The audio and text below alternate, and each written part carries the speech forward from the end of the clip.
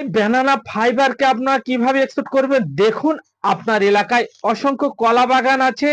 সেই কলা বাগানে যখন কৃষকরা সেই কলা গাছগুলোকে ফেলে দেয়, কলা গাছে যখন কলা হয় সেই কলার কাঁদিগুলো কেটে নিয়ে সেই কলা গাছগুলোকে ফেলে দেওয়া হয়। সেই ফেলে দেওয়া কলা গাছ থেকে আপনারা বার করুন বানানা ফাইবার। সেই ফাইবারকে বিভিন্ন ধরনের হ্যান্ডিক্রাফট প্রোডাক্ট, কার্পেট, বিভিন্ন হ্যান্ডব্যাগ তৈরি করে সেগুলোকে এক্সপোর্ট করে দিন পৃথিবীর 100টা কান্ট্রিতে, 100+ কান্ট্রিতে। আপনারা সেই ব্যানানা ফাইবারকে কাজে লাগিয়ে বিভিন্ন ধরনের হ্যান্ডিক্রাফট প্রোডাক্ট এবং ব্যাগ, কার্পেট তৈরি করে সেগুলোকে এক্সপোর্ট করে দিন পৃথিবীর 100+ কান্ট্রিতে।